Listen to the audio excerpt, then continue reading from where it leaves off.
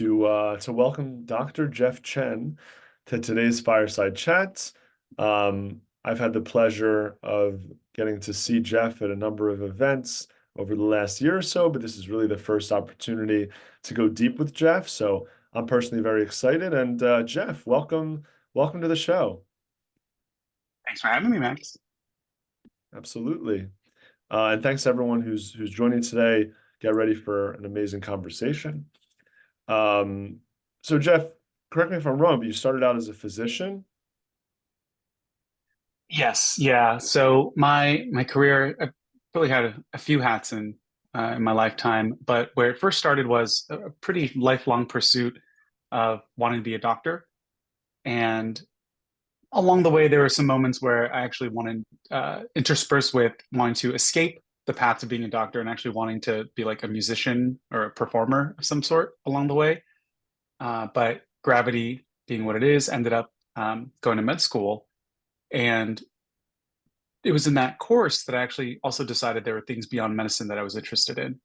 And so when I was looking at medical school programs, I was specifically looking at programs where you could also get your MBA and actually be a doctor that has some business training and be able to eventually, my vision was to actually run healthcare systems. And the thought there was, we all knew, I knew the healthcare system was broken, and I knew that your average doctor just didn't have the tools to remotely have a chance of trying to create change in that system. So that's where I thought, armed with an MBA, I could do that. So I ended up at UCLA for both my medical degree and my MBA, and that is kind of where the journey into what I'm doing now is kind of first started. So yeah, tell us about what kind of inspired you to make the leap into entrepreneurship, and what problem are you trying to solve? Yeah, sure. So at towards the end of grad school, I had realized that I could easily spend my entire career trying to fix the healthcare system and end up without much to show for it. And the system would continue down the same path that it does now. And what I realized was there were so many better ways and easier ways to deliver better health that did not involve the healthcare system. And it was lifestyle changes, it was food as medicine, it was, yeah, natural products, it was supplements, it was wellness.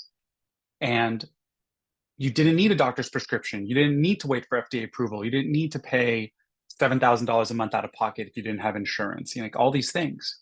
But the fundamental deficiency that was preventing these products from being used to their full potential was that they lacked evidence. And that's where I decided that, okay, the next place that I need to really focus on is how do I generate evidence on what these products are doing? And the way that I thought I could do that is through running clinical trials, for example. And so after medical school, I decided I didn't want to practice as a doctor. I didn't do any subsequent training, and I started a research center at UCLA. And my whole vision was I'm only going to run clinical trials and generate evidence on things that are inherently democratized, that pharma can't control, that you don't need doctors to prescribe, that are always going to be affordable and generally available. So, natural products, botanicals, plant medicines fit solely into that. And this was in 2017 that I just graduated from medical school and business school. And as I looked across the landscape, the most interesting botanical products at the time it was actually cannabis, CBD, cannabinoids, hemp. And so I started UCLA's Cannabis Research Center. And we were one of the first programs in the world running official medical clinical trials on whole plant cannabis, cannabis extracts, pure THC, pure CBD, all these things. And I did that from 2017 to 2020 and came to the conclusion that the traditional speed, the traditional thought process, and the traditional pace of clinical trials was very limiting. And there wasn't a lot of room for innovation, especially in a large bureaucratic organization like a university. And so all the innovative things I wanted to do to make this process more efficient were basically shut down. So in 2020, as the pandemic hit, what happened for me, and also may have happened for a lot of people, including some of you on this call, is it just forced you to fundamentally rethink everything that you're doing, right? If we rethink how we socialize, if we rethink how we shop, how we spend our time, what else can we start to rethink? And it was in that chaotic, but also moment where so many parts of your lives and society were changing that I said, okay, maybe it's time for me for my next change as well. So it was in 2020 that I decided it was time to leave UCLA and, forge this path as an entrepreneur. And I don't think I could have done it as readily in any other situation. But again, when the world around you, paradoxically, when the world around you is so chaotic, you're also just like, screw it. All conventions going out the window. Everything we thought was impossible or crazy is now kind of happening in some form or fashion, and including my next kind of journey, my next career. Because you can imagine for someone who'd been in medical school and then been working in academia, the notion of starting your own company is kind of a pretty crazy notion. Everyone else around you is towing the party line. They're just doctors doing their doctor thing, they're professors doing their professor thing. So I think in some ways I owe it to the disruption of COVID as to my own unfurling my own journey. Well, that really resonates. First of all, kudos on the bravery and the courage to, go a different route and do something more entrepreneurial. And, when I also look at the transition that I had from, VC to giraffe land, it was very much, I think, an outcome of the chaos of COVID and just anything's possible now. We can really just choose our own reality. Now, before we go into radical science and sort of all the radical things that you're doing, I sense there's an opportunity to just talk a little bit more about the healthcare system, a little bit more about its problems and, deficiencies. Obviously, from my perspective, a lot of it comes down to the profit incentive and how that's kind of, shaped a lot of the incentives, of the different players. But you're deep inside of it, both as, a physician, now as an entrepreneur. So maybe you can simply share, your take on the system, and why it's so broken, and then we can dive into radical.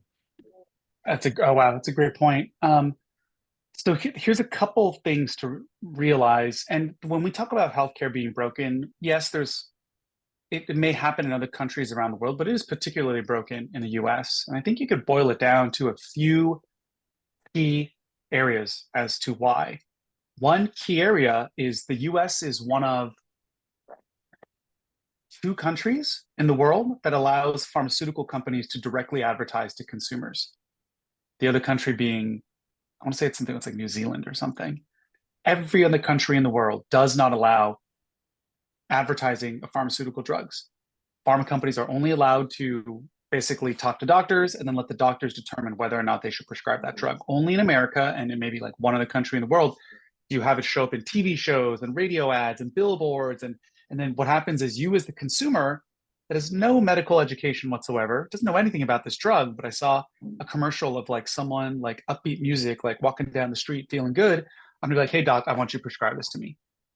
And especially in this day and age, I think the doctors are under pressure where if the patient asks for something and I don't give it to them, they're going to leave me a bad review. I'm like, and that's, even though I'm doing it in their best interest.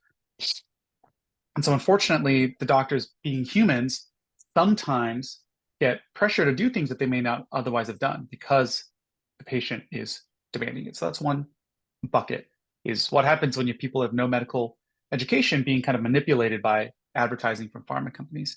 The other thing is the US is one of a few countries in the world that doesn't have a universal healthcare system. And some of the consequences of that are, number one, the US can't, as a country, negotiate on the cost of healthcare services. I'll give you an example. You go to the UK or one of dozens of countries around the world where they have a centralized universal healthcare system. That one body has so much leverage and negotiating power. A pharma company says, hey, here's a drug that we want to sell in your country. They go, okay, here's how much we'll let you sell it for. And the pharma company's like, take it or leave it. And they're like, okay, I guess we'll take it. In America, the pharma companies kind of set their own prices, or they're negotiating with 50 different insurance companies, and each individual insurance company doesn't have the clout and ability to negotiate as one massive insurance company that represents, say, 300 million Americans, all of America. So that's another major driver of the inefficiencies of our healthcare system. And also, without that single payer system, you hear this sometimes, single payer system really just means universal healthcare. Imagine like Medicare for all. It's all kind of synonymous. Medicare for all, single payer system, universal healthcare, all of that's the same. What it also means is you don't have for-profit insurance companies taking a piece of everything, right? So they have doctors that charge them, doctors and hospitals charge them X amount. The insurance company needs their margin for profit, and then they collect premiums from people, whether you're buying your insurance directly or you're buying it through your employer. And so now you have an entire section of the vertical that has to make money, all these insurance companies. So with the single payer system, you kind of eliminate that as well. Other benefits of a single payer system, all your like records are unified. How many times have you gone, I don't know if you guys have experienced this or know people who've maybe moved to a different state, they've switched doctors, they've switched healthcare systems, and because those records weren't easily unified in a single database, in a single system, you end up repeating tests. You end up like all that knowledge is kind of lost and reset, or it's like so difficult to get some faxed copies of your reports where it's not encoded in a digital database where we can mine it with machine learning and learn new insights. And so those are probably just some of the ways that have resulted in this healthcare system being the way that it is. And yeah, maybe I might pause right there because there's a Sure. lot more I could go into, but those are some of probably the high level things that are quite distinct and quite unique to America. And the final thing I'll say is despite us spending so much money on healthcare in terms of percentage per capita, and us having so many advanced technologies, we have worse healthcare outcomes than Cuba. Cuba has better healthcare outcomes than we. They have lower infant mortality rates. They have like lower pregnancy complications, things like that. They have a universal healthcare system. Things don't fall through the cracks. Things are well coordinated. So despite them lagging in the most sophisticated advanced technologies that we have at our disposal, they have better, on average, healthcare outcomes than we do. So that's quite a travesty. Yeah, well, that's some fascinating perspective that really shines a light on, how we got here. And obviously, we as a community and as individuals want to see a better future for the collective health of this country, which seems to be, suffering both mentally and physically. Um, and maybe in some ways, the brokenness of the system actually creates an even stronger catalyst for the company you've created, and it wouldn't have been, ideated if it wasn't so bad. So maybe, Mm, mm. the light is coming from the darkness. And would love to talk a little bit more about the problem, but we'll get into it. I'd first love to just hear a little bit more about Radicle and kind of the approach you're taking and some of the evidence you've accumulated and some of the outcomes you've seen as a result. Sure. Yeah. So it was through, and so you're right. It is in some ways the perfect setup. You have a broken healthcare system, which is very unique to America. The other thing that's really unique to America is we have this entire wellness landscape that is really easy to bring products to market and directly advertise them to Americans. Other countries are much more strict. You want to release a supplement in some other country, there's tons and tons of bureaucracy you need to get that supplement released. But what's interesting is America, again, you have this broken healthcare system, then you have this kind of very low barrier to entry wellness, dietary supplement, natural product system, and that people can have direct access to. So what I realized what it set up was, okay, it's so easy to bring these natural products and wellness products to market and so easy for consumers to directly access them. What if we could elevate them with the right amount of proof, with clinical trial data, with clinical evidence, by scientifically showing what these things do? Maybe they can become democratized medicines, proven to work, relatively affordable. They sit at the grocery store and anyone can buy them without needing to make an appointment, go to a hospital, see a doctor, get a prescription, go to the pharmacy, argue with your insurance. and do it all over again for like a refill. So there is this very unique opportunity that exists here in America. And for the first time ever, there is technology and methods where we can generate this clinical evidence without having to spend the massive budgets of pharma. So it's the perfect setup of timing and technology, this low barrier to entry natural product system that can function totally independently of the healthcare system, and then a broken healthcare system that in some ways necessitates a new solution for health. And so that's where kind of Radicle comes in. And what we are here to do is to make it easy for any non-pharmaceutical product to prove their true health effects. And improving their true health effects, they become medicines that anyone can directly buy very affordably and without having to interface with the healthcare system. And the beauty about these products that we're studying, it's supplements, it's functional foods, it's functional beverages, it's herbs, it's functional mushrooms, vitamins, all these things. By virtue of them being naturally occurring, by definition, they can't be patented. If they can't be patented, then it's very hard for a large pharma company to basically monopolize it, take it away, exclude it, restrict it, etc. And it's actually, it was an act of Congress in the early 1990s that created the entire, dietary supplement, functional food, beverage space, etc. And so for that sector of the US to change and be restricted or taken away is very, very, very, very difficult. It'd be another act of Congress. And people love their supplements. And it's actually one of the few bipartisan issues that people generally like thumbs up and agree with. So it's not that like Republicans or Democrats are for or against supplements. They're all generally like, yeah, this is great. People get extra tools that they can use for their health. So if we can elevate these things as real medicines, they're gonna highly, highly likely continue to be around for generations and ages to come and continue to be accessed by, any teenager can walk into a grocery store and buy these things. And so what our company basically does is we enable our clients are these wellness companies. We will go run a fully virtual automated clinical trial for them. And it's, 1/10 of the cost and 1/10 of the time it might take a university to do something similar. And our trials are powered by the people.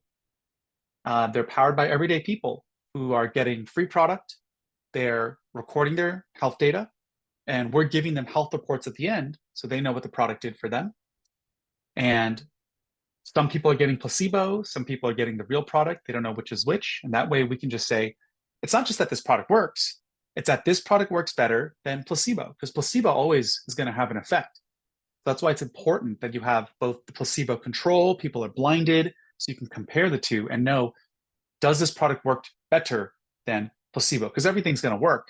It's just, is it actually something real or is it just the placebo effect? At which point there's no reason to have this botanical in there. You could put a sugar pill in there and it would also work about the same. So in one sentence, effectively, to recap everything that we're doing is we are the entity that runs these crowdsourced clinical trials so wellness products can prove their true effects and become medicines for all. How many trials have you run so far, and how many, different products have you tested since you guys got started? The exact number I can't tell you, but at this point, dozens of like somewhere north of 50, under 100, Mm-hmm. and involving about 40,000 American volunteers all over the country. And the other benefit of going into fully virtual clinical trials is you get to get people involved in trials that otherwise would never be involved in a pharma trial because they fear the medical establishment. They don't want a scary synthetic drug that could kill them. They also don't live within a 10-mile driving radius of the hospital that's running the clinical trial. So for the first time ever, you're getting unprecedented diversity in clinical trials. And that's been a major issue as well. In fact, women were basically banned from clinical trials for most of like the modern scientific movement. And so for the longest time, women had higher rates of side effects and more unpredictable responses to the medication because all the clinical trial data were on men. And then it was literally the FDA and the NIH basically, no, going forward, I think this was in the, I want to say 20, 30 years ago, they basically said, no, going forward, there has to be women representation in both clinical studies and even in animal studies. Because for the longest time, they were just using male mice in the studies as well. So with our model, we've reached gender parity. Talk about socioeconomic diversity, geographic diversity. We have rural populations who would never be in a clinical trial because they don't live near these hospitals, but they can now be in our studies. And we are not quite there yet, but we're reaching ethnic parity, our goal is to reach ethnic parity, which also is, again, highly unusual. Most clinical trials are white men who live in cities. Those are the population. So think about their diet, think about their genetics, think about all these other factors that may make data on them be totally irrelevant to most of the population. Can you talk about some of the surprises that you've encountered in terms of the data and the evidence and products you thought would be well above placebo that were not, Sure. and those that you thought wouldn't So, be? right. So one part of our model is we keep all of our clients' identity and their data confidential. So I'll speak in broad strokes unless something has been publicized. So one thing that was surprising was, for instance, there was a lot of chatter about the ability of certain cannabinoids. Cannabinoids are compounds that are unique to the hemp and cannabis plant. There was a lot of chatter and myths about certain cannabinoids. For instance, CBN, cannabinol. It is not CBD. It is not THC. It's one of another 100 cannabinoids found in the plant. There was a lot of myth and chatter that it was helpful for sleep. And I was always so skeptical because I hadn't seen, there was no data on it.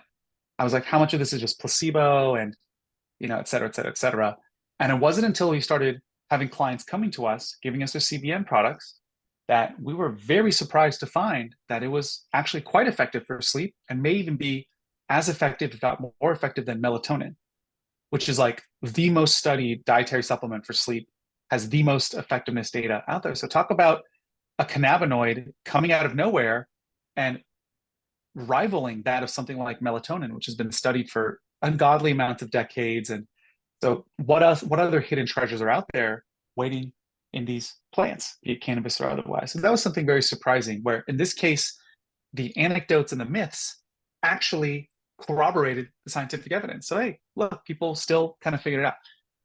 Here's the flip side. I won't specify the exact product because again, that stuff's public. So you can go Google CBN sleep and you'll find that we were basically the first people to officially discover and prove that CBN has impacts on sleep, as well as other health domains as well.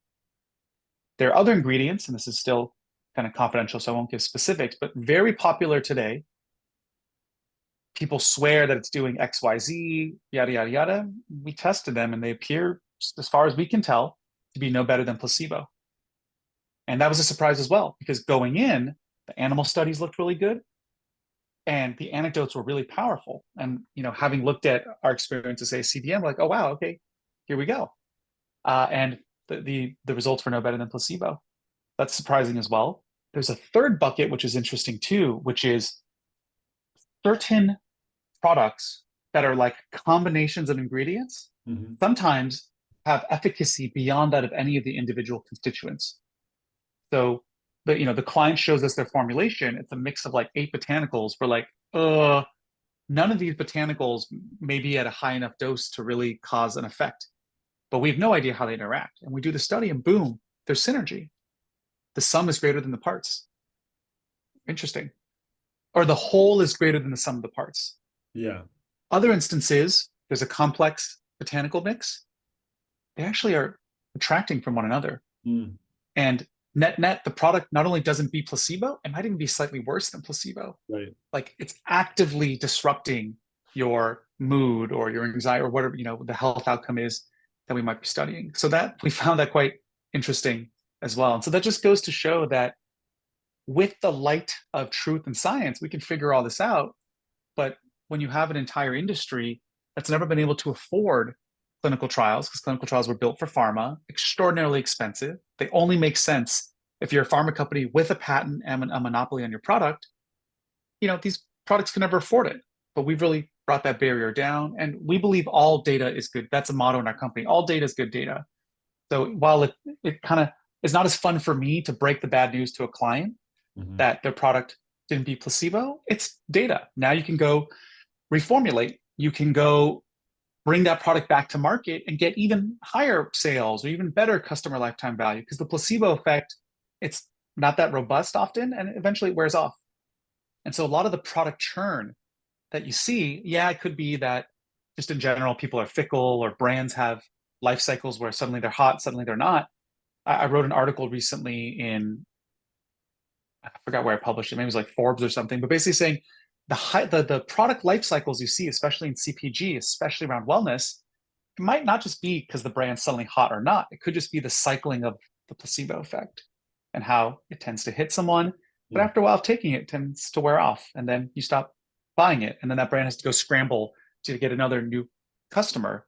And, as we all, for those who've done anything in CPG, it's that customer acquisition cost that kills you because you Mhm. need oftentimes several repeat purchases to make back that acquisition cost Right. and then have a couple more purchases beyond that to actually be in the black and have profit and net free cash flow. It's Right. expensive to advertise and get someone to buy.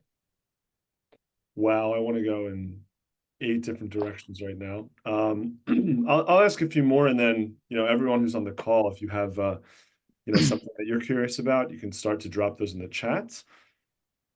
One quick one is, okay, let's say I'm a brand, I come to you, you do the trial, show I'm more, I have more efficacy than placebo. Do I then, on my website write, hey, Mm. I've been verified by Radicle Science, here's the study, and then that leads to more sales and more distribution partnerships? Is that kind of like the promise that you're making to your clients? In short, right? So right now, if I if you go to Amazon, you go to CVS, you'll find that 99% of products don't say this product is like actually proven to work. It's because they Mhm. don't have that data. The Right. second they put that on there, they'll get sued for fraud. The Federal Trade Commission could come after them, and oftentimes the retailers themselves will be like, "You gotta take that off because Yeah. like this looks bad on me. I don't want to get sued for Yeah. selling your product." Once you have the data, though, you don't have to go wait years for the FDA to give you a thumbs up. The day you have the data, you could throw on that label, clinically proven for sleep, for example. And yes, now you can sell at a higher price point. Maybe you can raise money at a higher valuation. Maybe that acquisition you were hoping Right. for, you can negotiate a higher price, things like that. Does that That's mean one key feature. Does that mean you, as an organization, had to first go through some certification process in order to be able to grant these, Mm. sort of credentials? Or can anyone start a radical science, say, hey, here's the data, and now you're Anyone could start a radical science, correct? But there are the federal government has basically put out guidance on what constitutes reliable evidence to back up a claim. yeah, And it's basically gold standard clinical, like double blind randomized placebo controlled trials that are statistically significant, clinically meaningful, pre registered, like all this stuff. So we follow that to a T. got it. And so, but the whole point of not having a centralized authority need to review these is that it can happen so fast rather than having to submit all this to the FDA, waiting years for them to come back and be like, okay, you can now say you're clinically proven. The beauty is we hand them the data and they can now go say that they're clinically proven without risk of all this potential penalties for not having that data. So far, all of our clients do also say, like, they talk about Radicle being the one that proved it out. Cool. And what we also are gearing up for to release, hopefully before the end of this year, Mhm. is our like a seal of approval. So it's not just here's your data, you can say clinically proven. It's here's your data, you can say clinically proven, and if you want, you can also carry this radical approved seal or this certified proven seal, certified effective. And there was nothing in the market that comes close to that. The absolute closest things, for those of you who do buy supplements, look for the USP, the NSF, or the Clean Label Certified Seal. All three of those are generally pointing to the fact that this product is much less likely to have any contaminants because they are under surveillance. They do random monitoring of the products and they test it to make sure there's no heavy metals and contaminants in there. But there's nothing on the market that's remotely trying to suggest that these products have been vetted to actually work for you. So Hmm. the best you can get is these seals that the product isn't going to poison you. But I What are think when those most of us three? go buy a supplement, yeah, go What are ahead. those three acronyms again, just for the audience? Oh, sorry. USP, NSF, and then Clean Label Project, I think just called Certified Clean or Got it. something. And a small minority of products even have those seals. But those are ones that you can look for just to kind of rest assured that you know the product's made with quality manufacturing practices and highly, highly, highly, highly unlikely to have contaminants. Right. And then another question. So I noticed you're not able to really disclose some of the results. So is there just like a waiting period between, hey, we have the evidence and hey, it becomes public? And why, what does that time period look like? And why can't you just Yeah, announce it once the study's done? right. So our clients control their publicity and their data and their results. And Got it. so that you had to kind of give them, for lack of a better term, a safe place to fail, Yeah. right? And so that's part of it. They fully control it. So sometimes we give our clients a result, it's positive. Within 30 days, a press release goes out. Right. Sometimes for our larger clients, they have this whole elaborate, like multi-month, 6-month, 9-month process of how they're going to use this as part of a broad new strategic marketing campaign or something like that. And obviously, when the results are not good, generally our clients don't talk about it. Although it was interesting how we have some clients who are planning a marketing campaign around not having had good results, gone back to the drawing board, and Right. now and using that kind of integrity and honesty to really boost trust and boost their storytelling. Just like remember the Domino's campaign where they were like, "Yeah, we know our pizzas are shit," and but like here's why they're good. And the Domino's since then it's like taken off. They're Interesting. like, so Now, it seems like most of the trials are around like supplements and more like naturopathic or herbalistic compounds. Is that kind of just the low-hanging fruits and that's where like the most demand is for your service? Or, could you see yourself moving into just let's take for example like two gratitude journals, like one right, that just has like totally. very basic prompts and one that has this like Oh, mathematical scientific approach to evoking the most psychological benefit, and then you can do a trial versus those two journals. right.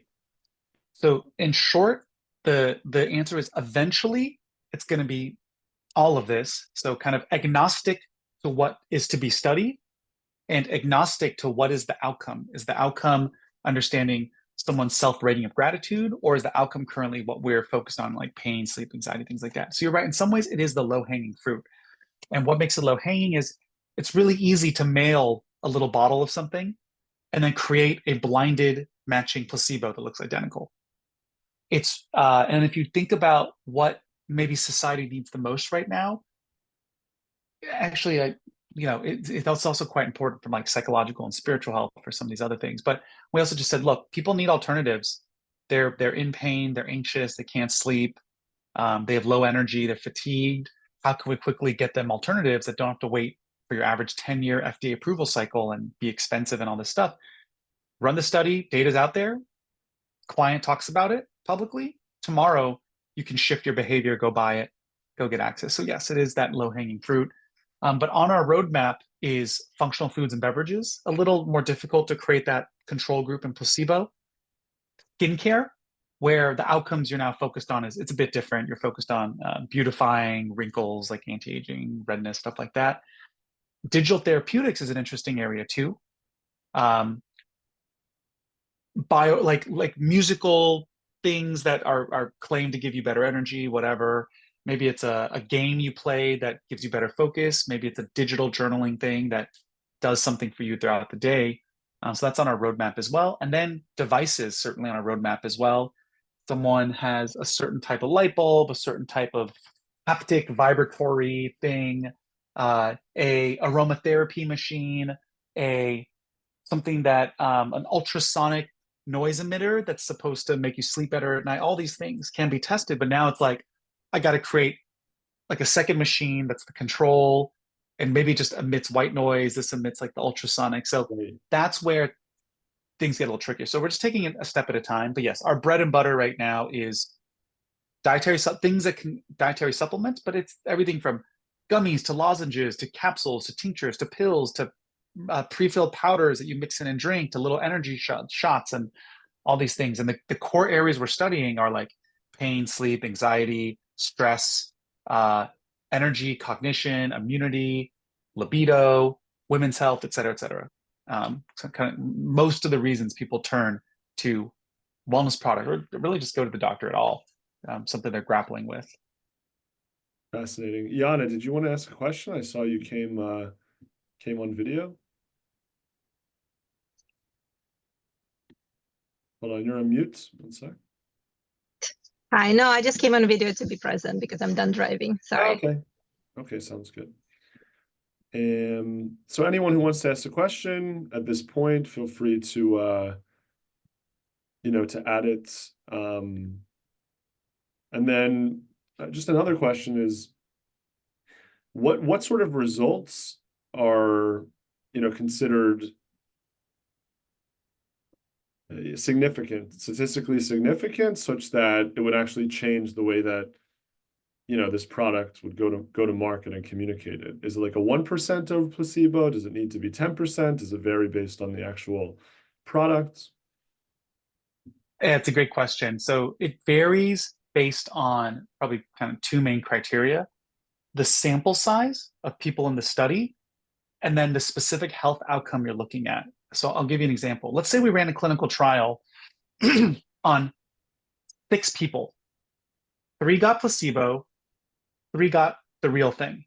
Mm-hmm. And you found that the placebo group improved by 10%, the 3 people on the placebo improved by 10%, the 3 people on the active improved by 15%. At first, you're like, oh, okay, like there's a difference, but you're like, dude, how accurate is my measurement? It was like 3 people. So when the sample size is really small, to be statistically significant, you got to beat placebo by a very large margin. This is an oversimplification, but that's kind of one way to look at it. But that's why with our sample sizes, we're going after 500-person clinical trials, which are pretty much unprecedented. Those are like pharma-sized studies, and it's easily 10 times larger than your average. When supplements do go do a clinical trial, which most don't, our studies are about 10 times larger. So with that, your measurements get very precise. Yeah. So when you do see even small differences, you know that that's a real difference. It's not due to just random chance and random error in my measurements. Yeah. And how have you gone about sourcing all 40,000? Is this like a lot of digital acquisition? Is the client paying for ads and you're just, kind of taking the intake? How Yeah. many people have done, more than one study? Those are all great questions. So the way it works with our clients, and this is where, if anyone of you guys knows someone with a wellness product that could use some evidence, have them come talk to me. But we just give them one fixed pricing. And so what used to cost millions of dollars and take years, we charge our clients $90K. And it's done in about 180 days. They get their results back. And we handle everything. And the way that we reach our volunteers is through digital advertising. But we've completely changed the value proposition to our volunteers, where it's not like, here's a scary synthetic pharma drug that could kill you. You're going to need to drive to my hospital every 2 weeks and like get poked and prodded.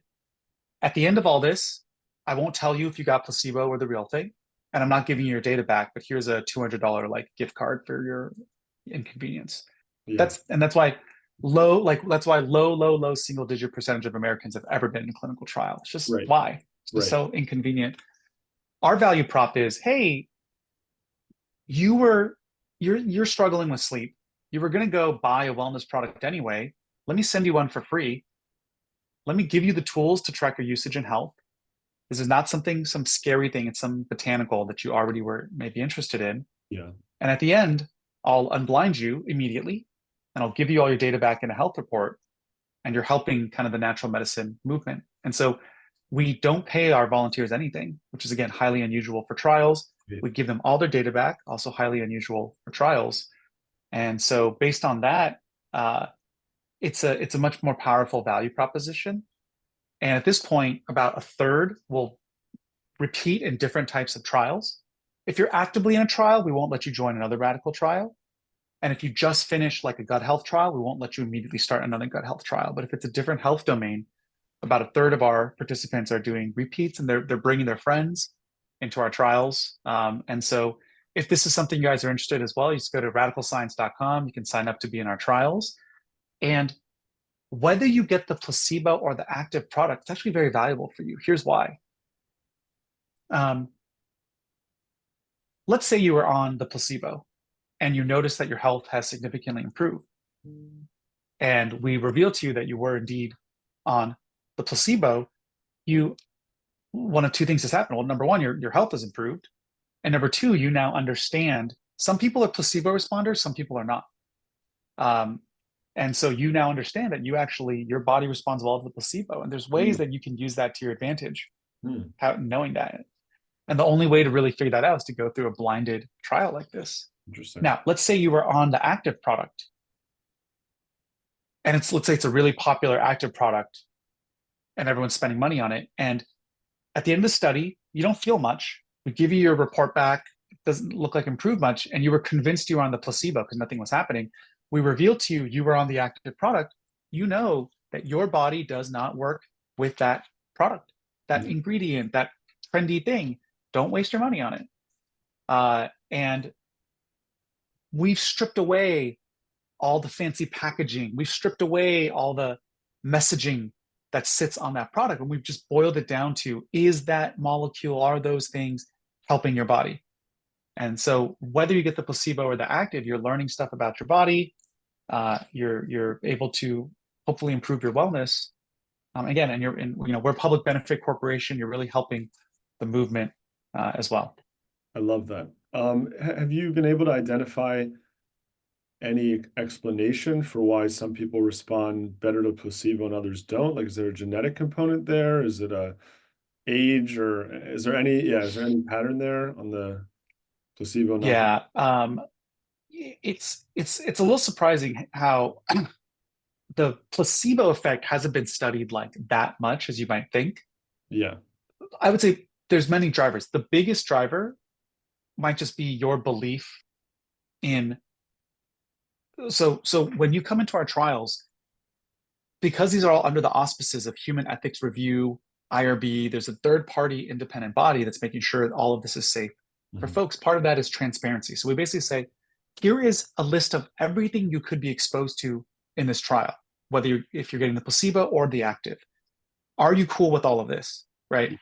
There might be ingredients in there that not only are you okay taking it because you don't have an allergy or anything, but you are convinced that ingredient is like the bee's knees. Yeah. So what that means is in that study, even though there's a 50-50 chance that you may have actually gotten something with that ingredient, you're going to have a higher placebo effect because you're like, this extract from this rose flower, whatever, I'm convinced it's like a panacea, and that's why you're going to have that heightened placebo effect. So probably the biggest driver of the placebo effect is psychology. What is your expectancy? What is your belief in that aspect? After that, I think there certainly is a physiological component.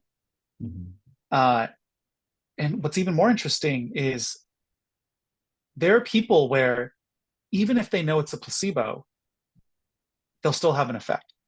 So they've done these studies called I think it's called the nocebo effect, where I go, hey, Max, I'm going to give you something. It's a placebo, but take it and you might feel better. And there are people who will take it and they'll feel better, knowing that it's a placebo. It's even more powerful when you don't know. Right. But even when you do know, there's still a placebo effect. It's just not as strong. So again, could we, what are the implications of that? And yeah, I think there's a philosophical debate that's happened in traditional medicine, Western medicine, which is amongst doctors. You have patient comes to us, they describe some non-specific symptoms. They're adamant that they want a prescription for something. or else they'll feel like they walked away and didn't get anything and they'll be pissed. I don't want to put them on an antidepressant. I don't want to give them pain meds. I don't want to give them sleeping meds. The side effects will probably be worse for them in the long run. And this non-specific thing they're describing, it'll probably go away on its own in this case. Is it okay philosophically in those moments for the doctor to prescribe a placebo? No side effects. It'll probably make them feel a little better and just buy time for them to just naturally improve on their own. So, so that's been an interesting discussion that hasn't really gone anywhere, but you hear it bubble up in medical communities describing that. Yana asks a great question that are all the studies just self-reported, or does it include blood tests and other tools? And how is that different from reviews other than placebo versus actual supplement distinction? Sure. So the short answer is it's all of the above. So it's validated patient-reported outcome measures. It is currently we're collecting blood and saliva depending on the study. For instance, if it's a pain study, there's no blood or saliva markers that are relevant. So that would all be validated outcome measures around pain. And you asked about how is this different than, say, reviews on Amazon. So if you look at a review on Amazon, you're just rating it from like 1 to 5 star. When you look at these patient-reported outcome measure tools that are used even for FDA-approved drugs for things like anxiety or pain or depression or sleep or libido or focus, all these things, it's not just like scale of 1 to 5, pick a number. These are batteries of questions that are measuring all different aspects of a given health outcome from different holistic lenses.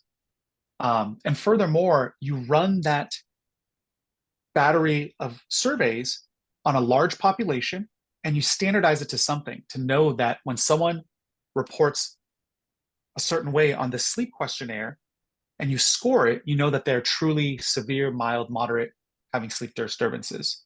So it differs from, say, Amazon reviews in that, yes, the blinding, the placebo-controlled randomization is key to being able to factor out all the biases of the placebo effect. And number two, that when it is just based on surveys, the outcome measures we use are heavily scientifically validated and developed to truly track a health condition over time. And then for blood and saliva, when relevant, we'll collect that. So for stress studies, collecting cortisol makes sense, for example. For certain men's health or women's health studies, collecting hormones makes sense. And then the next steps for us is to start to integrate stool collection and also looking at how we can incorporate wearables. But the interesting thing about wearables is the wearables are much less validated than even the surveys we use. So if you look at the popular wearables, Oura Ring, Fitbit, Apple Watch, they have not been validated in head-to-head trials on like tens of thousands of people. But these surveys for pain and anxiety have been used for decades and validated in very large populations. So we're going to use wearables. We're not going to base the entire study on the wearable because people could poke holes in that too easily. But the wearables will just be extra data points that could be interesting for our clients. So, even with these studies and this data, as a consumer, it's still, chaos when I'm looking for solutions. Do you envision having, your own marketplace one day where you have all of your clients kind of featured and people, can just browse through all these different categories and see that, this is the evidence, and it's just kind of like, a trusted place for validated evidence-based supplements? Right. Yeah, I don't think from a whether we'll become a marketplace and sell products, I don't think that's necessarily where we want to go. We kind of, in many ways, just want to be like the Intel inside of the wellness world. Right. And so you have that seal of approval out there. Consumers know to look for that seal. Maybe we'll have a directory of just like listing the products that do carry our seal to make it easier. So that's us, make it easy to generate that proof. With that proof, award ways where consumers can trust and understand that proof, and that's through that seal. And really, again, just collectively elevate the entire industry again, not just for consumers, but again, how do you help an investor decide what to invest in? How do you help a retailer decide what to put on their shelf? How do you help a doctor who isn't against supplements, they'll recommend fish oil and multi. They're just against. They just need proof. Yeah. How do you make it easy for doctors? How do you make it easy for, and yes, consumers being the most kind of important stakeholder in all of this. And I guess my final question, or maybe second to last question, is really around still just like the profits and incentives of the system. So, if my pharmaceuticals are covered by insurance, my supplements are not, I as a consumer may still want to opt for something that's free, even though it's worse for me, just because there's this, money barrier to actually buying my own healthcare. And then doctors, are not prescribing the supplements. They are maybe getting a kicker from some of these pharma companies. So they also aren't really in the right incentive mode to prescribe some of these more Sure. efficacious supplements. So is that just going to exist perpetually as an issue in the consumer, journey, or is there some way that what you guys are doing could Yeah. actually disrupt, the traditional approach? Yeah. So to the first part of your question, our also goal is to get insurance companies to reimburse for proven supplements, proven brands, Yeah, proven specific that'd be products. huge. Yeah. And for speaking of the monetary incentives, an insurance company actually is incentivized to do that. Next time you have a sleep issue, why don't we first try this natural sleep aid? I'm your insurance company. I'll totally cover that. It'll show up at your doorstep. And I Right. just saved a doctor's visit, a prescription, reimbursing for the pharma drug, right? Et cetera, et cetera, et cetera. So insurance can actually be an ally in all of this. And even in the absence of that, there are still, you still have to pay a copay when you see your doctor. You still have to pay a copay when you pick up your meds. And for a supplement that's 20, $30 a month, it actually might be cheaper than actually the copays you have to pay for the prescription drugs. But you're right, for a lot of people, that could be a significant chunk of their wallet. So you're right, they may not opt in. That's why we want that insurance reimbursement to kick in with enough proof. That's also something on our long-term roadmap and benefit to society. To answer your other question, I just want to clear up something. Doctors, it is illegal for doctors to get any financial incentives from prescribing Got it. prescription drugs. What happened in the past, though, was candidly, and everyone knew this was happening, was the drug companies would just wine and dine the doctors. Wine and dine them to the nth degree, fly them out to some vacation where they would attend like a couple hours of lectures on the drug, but in the process have this whole, and then psychologically, the doctor is just more primed to think of that company, to think of that drug, because we're human beings. The doctors aren't evil. They're not profiting, none of that.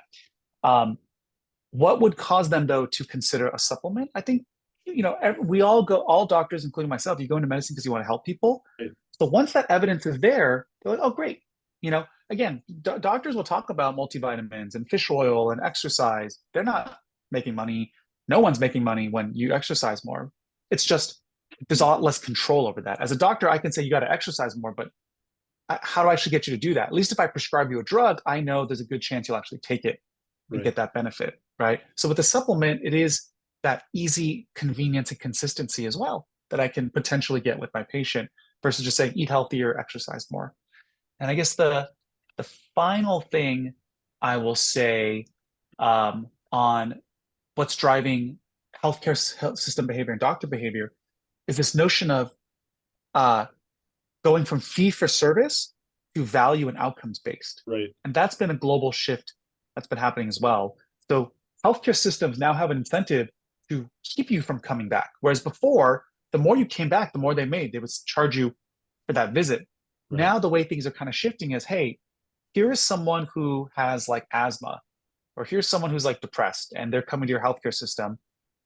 The way it kind of works is like, we expect that this person will require XYZ amount of care. If you can actually get them better without spending as much money on all these treatments and stuff, you as the healthcare system and even you as the doctor will be remunerated better for that better, more effective, more efficient care. Right. Whereas the incentive before was anyone that walks in that door, I'm going to give them a surgery because I can charge for that surgery and I can make money as a system, as a physician. Now it's like, oh, it's all about outcomes and value. And there may be incentives for me to not do surgery on this person, both financial and other incentives as well. Amazing. Jeff, truly a pleasure. Learned a ton. Thank you to everyone who joined this call today. Yeah, we're looking forward to many, many more exciting fireside chats. Thank you, Max. Thanks for all the drafts who tuned in, and love the opportunity. Thank you so much for this community. Thank you so much. It was great. Thank you. Bye. Bye.